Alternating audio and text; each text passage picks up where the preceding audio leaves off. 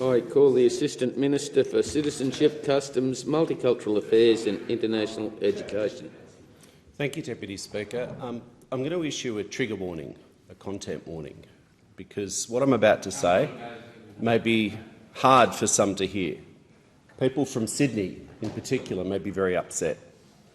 Greater South East Melbourne has overtaken Western Sydney as the nation's leading industrial engine room. Greater South East Melbourne is officially now the heart of Australian manufacturing. Now, a bravery award for my friend, the Minister for Industry and Science, Senator Tim Ayres, who's a senator from New South Wales, for attending and speaking at the launch of a report by Deloitte Access Economics entitled GSEM Australia's Manufacturing Powerhouse. It wasn't written by AI, it wasn't one of those Deloitte reports. It revealed that South East Melbourne supports more manufacturing jobs and businesses now per capita than any other part of Australia. 3,801 manufacturing businesses, 75,046 Australians employed in these businesses. The former Minister for Industry and Science from Western Sydney is here. That's good of you. You're staying.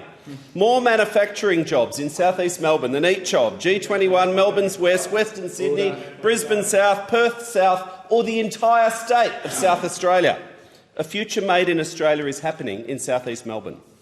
Now, the contrast couldn't be clearer, Deputy Speaker. The government is backing Australian manufacturing with the Future Made in Australia agenda, the $15 billion National Reconstruction Fund, a renewable energy superpower we shall be, $400 million for the Industry Growth Program, $500 million, I said renewables, I know it triggers them, $500 million for the Battery Breakthrough Initiative.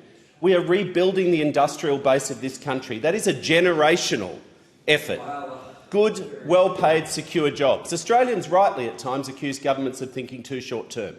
Well, rebuilding the industrial base of our country is the right thing to do, given our strategic circumstances, given the opportunities we have to reshore manufacturing with renewable energy, and also the strategic circumstances we face. But the opposition, at every chance, they vote against and they oppose action on manufacturing. They oppose the NRF. They oppose the cheapest form of new power. They chased the car industry out of Australia. They're a divided rabble who literally hate each other. Now, Senator Price yesterday on radio described the opposition, her own party that she joined 5 minutes ago, as a clown show. I mean, people could rightly, understandably, think that's a bit unkind to clowns. But the weirdest contribution has to be from the member for Canning. He quit his job last week, such a team player that one, too scared to run for leader, but he quit, for his car videos. He's making car fetish videos. That's his agenda for manufacturing. Literally parroting Labor's policies, let's make things again. Well, we agree. But he votes against action on manufacturing in every opportunity. There's a big say-do gap between the opposition. The Assistant Minister's time has expired. I call the member for Grey.